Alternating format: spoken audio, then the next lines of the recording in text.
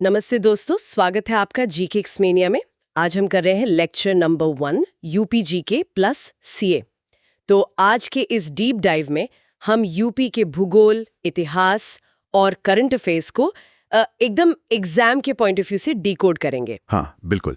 और ध्यान रखिएगा कि हमारा फोकस सिर्फ रटने पर नहीं होगा, बल्कि कॉन्सेप्ट समझने पर होगा, जिससे एग्जाम में आपका कोई भी सवाल ना छूटे। सही कहा आपने। तो बिना देरी किए देखते हैं हमारी पहली स्लाइड, जो भूगोल और खनिज संपदा पर है। पहला एमसीक्यू है कि यूपी में दोआब क्षेत्र किन नदियों के बीच स्थित है। ऑप्शंस है ए गंगा और गोमती, बी गंगा और यमुना, सी यमुना और बेतवा, या डी गोमती और घाघरा। इसका सही उत्तर है ऑप्शन बी, गंगा और यमुना। एग्जैक्टली और ये एक्स्ट्रा फैक्ट रेड बॉक्स में दिया गया है कि इस क्षेत्र में दिल्ली एनसीआर, मेरठ, अलीगढ़ और कन्नौज जैसे उपजाऊ जिले आते हैं। राइट। अब अगला सवाल देखते हैं। MCQ2 सवाल है, आजमगढ़ की सही भौगोलिक स्थिति क्या है? ऑप्शंस हैं ए गंगा तट पर, बी तमसा नदी तट, पूर्व में मऊ और उत्तर में गोरखपुर, सी यमुना तट पर, या डी घाघरा तट पर। तो यहाँ सही उत्तर होगा ऑप्शन बी, तमसा नदी तट, पूर्व में मऊ, उत्तर में गोरखपुर। हाँ, और ये एक्स्ट्रा फैक्ट रेड बॉक्स में दिया गया है कि आजमगढ़ की सीमा जौनपुर से भी लगती है। ये एग्जाम के लिए एक इम्पॉर्टेंट पॉइंट है। बिल्कुल। अगला एमसीक्यू खनिज संपदा पर है। यूपी के हमीरपुर और झांसी में मुख्य रूप से कौन सा खनिज पाया जाता है? ऑप्शन ए बॉक्साइट, बी कोयला, सी पायरोफाइट, या डी तांबा। इसका सही उत्तर है ऑप्शन सी, पायरोफाइट। सही जवाब। और ये एक्स्ट्रा फैक्ट रेड बॉक्स में दिया गया है कि चूना पत्थर यानी लाइमस्टोन मुख्य रूप से गुरमाकनच, जो मिर्जापुर में है, और कजराहट, जो सोनभद्र में है, वहां मिलता है। अब MCQ4 देखते हैं। यूपी में कोयला मुख्य रूप से कहाँ पाया जाता है? ऑप्शंस हैं ए बुंदेलखंड, बी सिंगरौली बेसिन, सी विंध्य क्षेत्र, या डी इनमें से कोई नहीं। इसका सही उत्तर है ऑप्शन बी, सिंगरौली बेसिन। एकदम सही। और ये एक्स्ट्रा फैक्ट रेड बॉक्स में दिया गया है कि सिंगरौली बेसिन का अधिकांश हिस्सा मध्य प्रदेश में भी फैला हुआ है। देखिए, यहाँ एक एनालिटिकल बात यह है कि कैसे नदियों का बेसिन ही खनिजों और उपजाऊ मिट्टी का मुख्य स्रोत होता है। बिल्कुल सही कहा आपने। चलो अब अगली स्लाइड पर चलते हैं। अगली स्लाइड वन्यजीव संरक्षण और परिवहन तंत्र पर है। तो MCQ 5 है कि यूपी का सबसे पुराना वन्यजीव अभयारण्य कौन सा है? ए दुधवा, बी चंद्रप्रभा वन्यजीव अभयारण्य, सी किशानपुर, या डी कैमूर। इसका सही उत्तर है ऑप्शन बी, चंद्रप्रभा वन्यजीव अभयारण्य। राइट। और ये एक्स्ट्रा फैक्ट रेड बॉक्स में दिया गया है कि ये चंदौली में स्थित है और इसकी स्थापना 1957 में हुई थी। अगला सवाल MCQ 6। लखीमपुर खेरी का किशनपुर अभयारण्य किस अधिनियम के तहत घोषित हुआ था?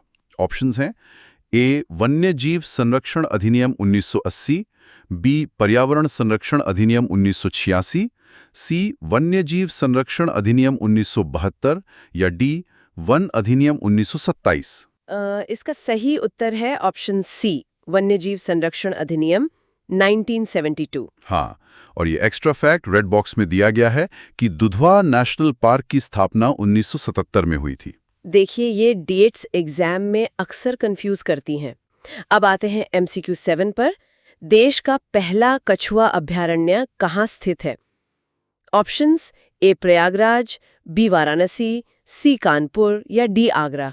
सही उत्तर है ऑप्शन बी, वाराणसी। बिल्कुल। और ये एक्स्ट्रा फैक्ट रेड बॉक्स में दिया गया है कि पहला कछुआ संरक्षण केंद्र गोंडा में सरयू नदी पर स्थित है। संरक्षण केंद्र और अभयारण्य में अंतर होता है। सही पॉइंट है। अब हाईवेज की बात करते हैं। MCQ 8 है। मुरादाबाद में NH9 से शुरू होकर आगरा में NH44 पर समाप्त होने वाला नेशनल हाईवे कौन सा है? ए NH19, बी NH34, सी NH509, या डी NH27। इसका उत्तर है ऑप्शन सी, NH509। राइट। और ये एक्स्ट्रा फैक्ट रेड बॉक्स में दिया गया है कि ये चंदौसी, बबराला और अलीगढ़ से होकर गुजरता है। अब MCQ 9 देखते हैं। यूपी से गुजरने वाला सबसे बड़ा राष्ट्रीय राजमार्ग कौन सा है? A. NH-19, B. NH-34, C. NH-44 या D. NH-2? इसका सही जवाब है ऑप्शन बी, NH-34। हाँ, और ये एक्स्ट्रा फैक्ट रेड बॉक्स में दिया गया है कि इसकी लंबाई 1426 किलोमीटर है। ये गंगोत्री से लखनाधौन तक जाता है और दूसरा सबसे लंबा राजमार्ग NH-19 है। एकदम क्लियर पॉइंट्स हैं ये। चलो अब अगली स्लाइड पर चलते हैं। तो इस स्लाइड में हम एविएशन और बहुउद्देश्य परियोजनाओं को कवर करेंगे। एक्सपर्ट सर, आप MCQ 10 बताइए। देखिए, MCQ 10 में हमें गलत कथन पहचानना है। ऑप्शंस हैं ए. लाल बहादुर शास्त्री एयरपोर्ट वाराणसी में है, बी. खेरिया हवाई अड्डा गोरखपुर में स्थित है, सी. चौधरी चरण सिंह एयरपोर्ट लखनऊ में है, या डी. बामरोली एयरपोर्ट प्रयागराज में है। यहाँ पर सही उत्तर है ऑप्शन बी, क्योंकि खेरिया हवाई अड्डा गोरखपुर में स्थित है। ये कथन गलत है। बिल्कुल गलत है। और ये एक्स्ट्रा फैक्ट रेड बॉक्स में दिया गया है कि खेरिया हवाई अड्डा वास्तव में आगरा में है और राज्य में कुल 21 हवाई अड्डे हैं। राइट। अब आते हैं MCQ 11 पर। लाल बहादुर शास्त्री एयरपोर्ट यानी बाबतपुर एयरपोर्ट के बारे में कौन सा विशेष रिकॉर्ड सही है? ए. सबसे बड़ा रनवे, बी. पहला ग्रीन एयरपोर्ट, सी. संस्कृत में घोषणा और पहला रीडिंग लाउंज, या डी. सबसे ज्यादा फ्लाइट्स? इसका सही उत्तर है ऑप्शन सी, संस्कृत में घोषणा और पहला रीडिंग लाउंज। और ये एक्स्ट्रा फैक्ट रेड बॉक्स में दिया गया है कि यूपी में कुल 5 अंतर्राष्ट्रीय हवाई अड्डे हैं। अब MCQ 12 देखते हैं। यूपी की पहली इंट्रा डिस्ट्रिक्ट यानी जिले के भीतर हेलीकॉप्टर सेवा कहाँ शुरू हुई? ए. वाराणसी से सारनाथ, बी. आगरा से मथुरा, सी. लखनऊ से कानपुर, या डी. गोरखपुर से कुशीनगर? इसका सही उत्तर है ऑप्शन बी, आगरा से मथुरा, जो कि बटेश्वर से मथुरा चलती है। सही जवाब। ये टूरिज्म सेक्टर का बड़ा अपडेट है।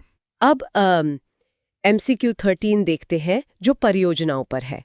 इनमें से सही कथन पहचानिए। ए. माताटीला बांध गंगा नदी पर है, बी. रिहंद परियोजना मध्य प्रदेश की है, सी. राजघाट बांध परियोजना मध्य प्रदेश और उत्तर प्रदेश की संयुक्त परियोजना है, या डी. उपरोक्त सभी? तो इसका सही उत्तर होगा ऑप्शन सी, राजघाट बांध परियोजना मध्य प्रदेश और उत्तर प्रदेश की संयुक्त परियोजना है। बिल्कुल। और ये एक्स्ट्रा फैक्ट रेड बॉक्स में दिया गया है कि माताटीला बांध वास्तव में बेतवा नदी पर ललितपुर में स्थित है। अब इस साइड का आखिरी सवाल, MCQ 14।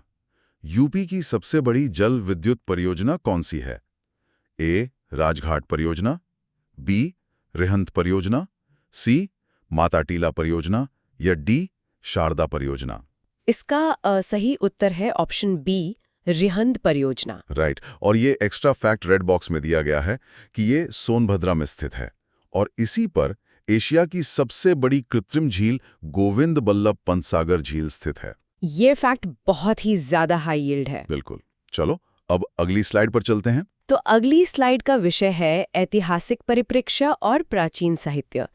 पहला सवाल MCQ 15। अकबर से जुड़े सही कथन को चुनिए। ए.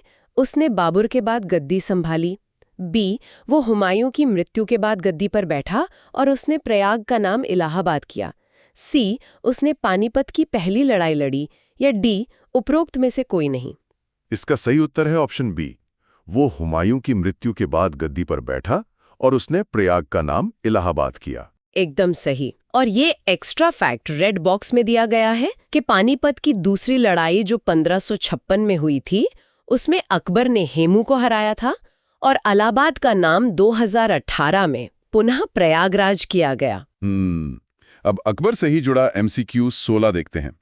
अकबर का राज्याभिषेक 1556 में 13 वर्ष 4 माह की आयु में कहाँ हुआ था? ऑप्शंस हैं A. Agra, B. Kalanaur Punjab, C. Delhi, या डी. फतेहपुर सीकरी? इसका सही उत्तर है option B, Kalanaur Punjab. Right. और ये एक्स्ट्रा फैक्ट रेड बॉक्स में दिया गया है कि अकबर ने आगरा और इलाहाबाद में किलों का निर्माण करवाया था। सही बात है। अब MCQ 17 पर चलते हैं। सारनाथ के धमेक स्तूप के बारे में गलत कथन पहचानिए। ए, ये ईंटों और पत्थरों से बना है। बी, ये बिना आधार के खड़ा एक ठोस बेलनाकार ढांचा है।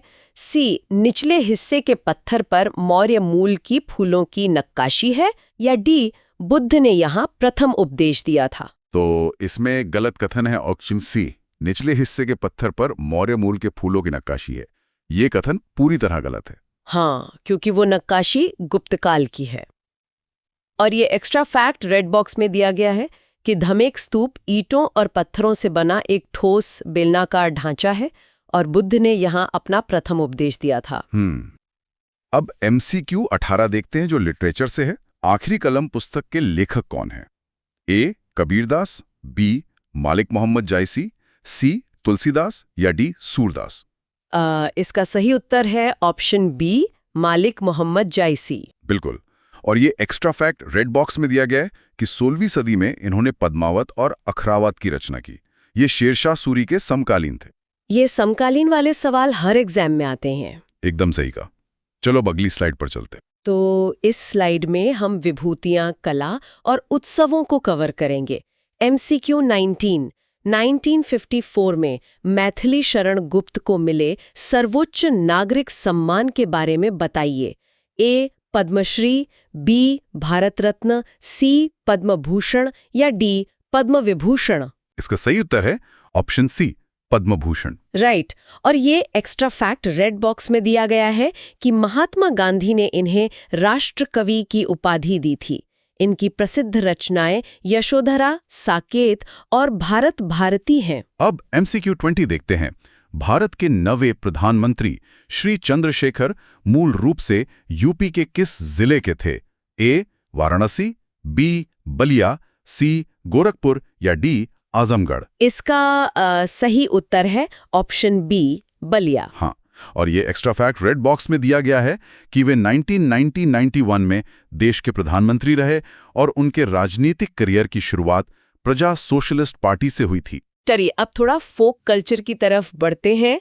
MCQ 21 बच्चे के जन्म पर महिलाओं द्वारा गाई जाने वाले लोकगीत को क्या कहते हैं? ए, कजरी, बी, बिरहा, सी, सोहर या डी, चैती। तो इसका सही उत्तर है ऑप्शन सी, सोहर। एकदम सही। और ये एक्स्ट्रा फैक्ट रेड बॉक्स में दिया गया है कि सोहर मुख्य रूप से अवध और पूर्वांचल क्षेत्र में लोकप्रिय है। अब MCQ 22 बिरहा लोकगीत की उत्पत्ति किस जिले से मानी जाती है? ए, वाराणसी, बी, गोरखपुर, सी, मिर्जापुर या डी, बलिया। इसका सही उत्तर है ऑप्शन सी, मिर्जापुर। राइट।